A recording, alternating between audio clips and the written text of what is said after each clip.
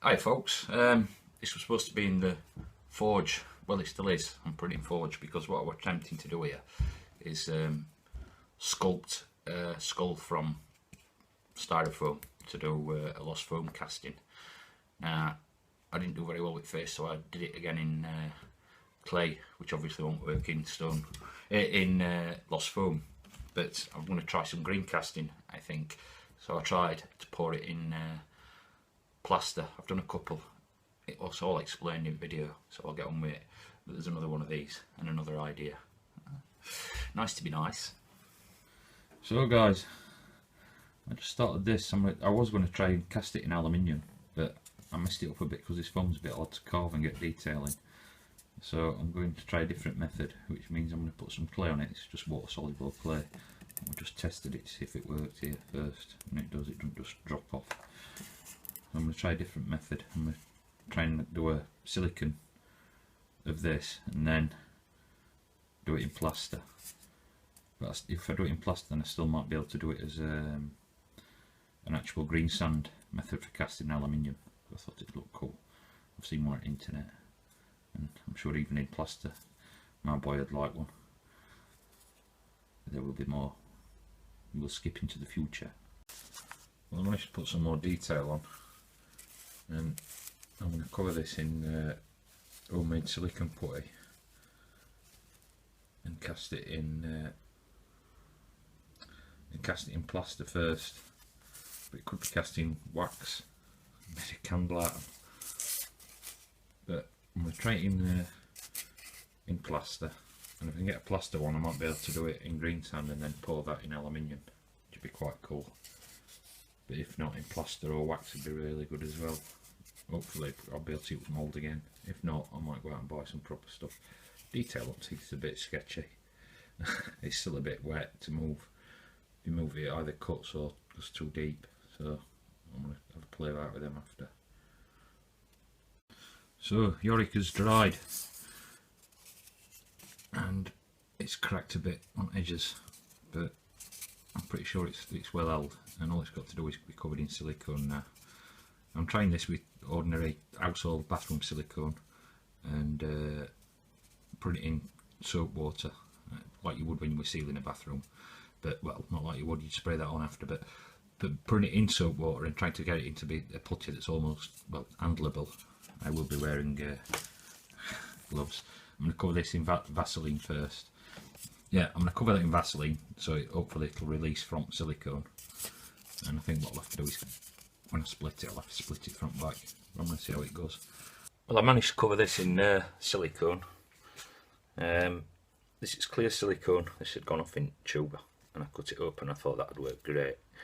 It's just clear silicone, but I didn't have enough. I had about half a tube of clear, not that half a tube, a different half a tube that hadn't gone off, and some grey stuff, which was silicone, but it was a lot thinner and not as nice. And this is the effect I've got when I try to get it sort of to stick again. But I'm going to try it in this, and if not, I'll do it again. But we're just with the clear, and I might have to do a little bit of alterations here depending how it comes out. If it comes out without splitting, I might have to split it down, but oh, it come out quite nice. I'm guessing detail is going to be rubbish on this, just for the fact that this silicone, you see in there, is dodgy. But I'm going to cast that in plaster now, just to see if I can, because again, even if I've cast it in plaster, I can always sculpt it again. I can sculpt the plaster. The plaster's soft, so I can reshape it, and I'm going to try to do a blank for an aluminium smell. But if I can do them in plaster as well, it'd be cool, or wax, as I've said before. This I was just playing while I was waiting for that to go off, and it reminds me of a story on a building site.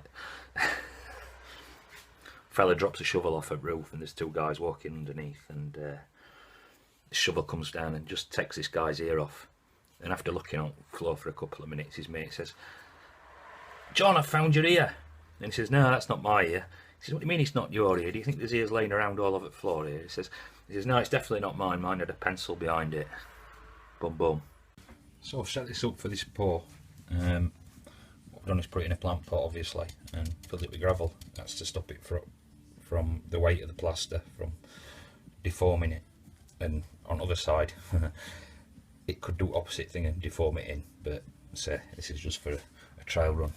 Back at Eddie has got a lump out of it where it was thin, so we'll see how it pours and just see how it goes. Incidentally, I measured how much plaster I need by filling it with gravel and then pouring it into this jug. I'll just marks it here. Just put under half the amount of water in. I'm just going to do it with this plaster. This is fast setting plaster used by electricians. I've had some electrical work done, or what I've been doing anyway, and I have a couple of bags, so I'll use some of it on this and see how it goes. I will be back.